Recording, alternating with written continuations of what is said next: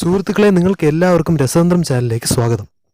നമ്മളെല്ലാവരും ഇഷ്ടപ്പെടുന്ന hydrogen balloon എങ്ങനെ നിർമ്മിക്കാമെന്നും അതിൻ്റെ അപകടങ്ങളുമാണ് ഇന്ന് നമ്മൾ കാണാൻ പോകുന്നത്. ആദ്യമായി ഹൈഡ്രജൻ ബലൂൺ എങ്ങനെ നിർമ്മിക്കാമെന്ന് നോക്കാം. അത് വളരെ എളുപ്പമാണ്. അതിനായി നമുക്കൊരു കുപ്പിയും ബലൂണും കുറച്ച് അലൂമിനിയം ഫോയിലും പിന്നെ ഡ്രെയിൻ ക്ലീനറും വേണം.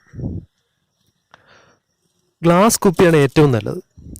ഇവിടെ ഉപയോഗിക്കുന്ന പ്ലാസ്റ്റിക് കുപ്പിക്ക് എന്ത് സംഭവിക്കുമെന്ന് നിങ്ങൾക്ക് കാണാം.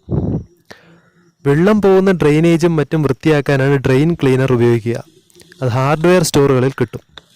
ഇതിൻ്റെ പ്രധാന ചേരുവ സോഡിയം ഹൈഡ്രോക്സൈഡ് എന്ന ശക്തിയേറിയ ക്ഷാരമാണ്, അല്ലെങ്കിൽ ആൽക്കലി എന്നും പറയും ഇംഗ്ലീഷിൽ.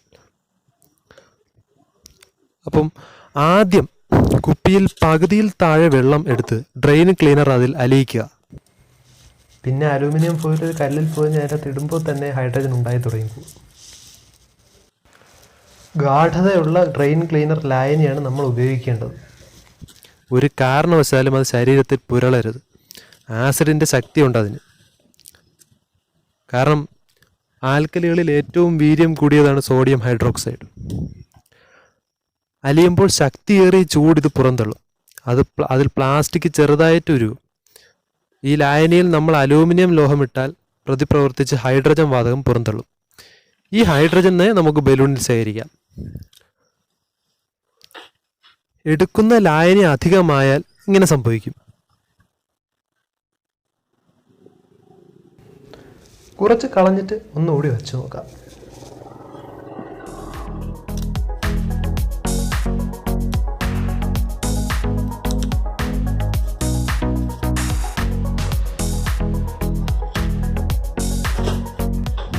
ഇതാ, വളരെ വേഗം തന്നെ നമ്മുടെ ബലൂൺ വീർത്ത് വരുന്നു.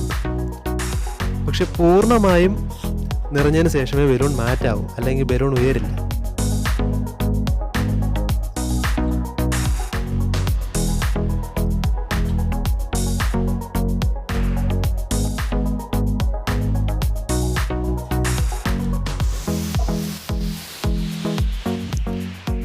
നിങ്ങൾക്ക് ഇതിൻ്റെ രാസപ്രവർത്തനം വ്യക്തമായി കാണാം.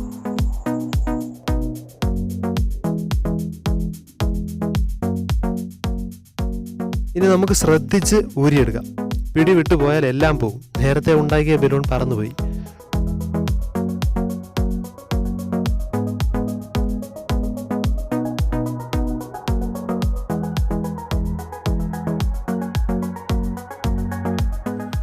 നല്ല ഭദ്രമായി കെട്ടുക.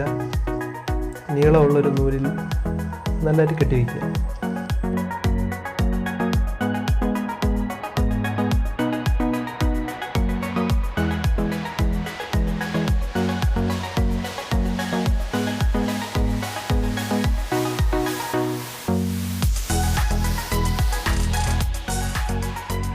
അപ്പോൾ നമ്മൾ വളരെ കൗതുകകരമായ പറക്കുന്ന ബലൂൺ ഉണ്ടാക്കിയിരിക്കുകയാണ്. ഇനി ഇതിൽ ഒളിഞ്ഞിരിക്കുന്ന അപകടം പറഞ്ഞുതരാം. ഹൈഡ്രജൻ വളരെ പെട്ടെന്ന് തീ പിടിക്കുന്ന വാതകമാണ്. ഒരു കാരണവശാലും ഈ ബലൂൺ തീയുടെ അടുത്ത് കൊണ്ടുപോകരുത്. അപകടങ്ങൾ ഉണ്ടാവും. നിങ്ങൾക്കിവിടെ കാണാൻ പറ്റുന്നത് പോലെ ഹൈഡ്രജൻ അനിയന്ത്രിതമായ ഒരു പൊട്ടിത്തെറിക്കുന്ന സ്വഭാവം ഉള്ള ഒരു വാതകമാണ്.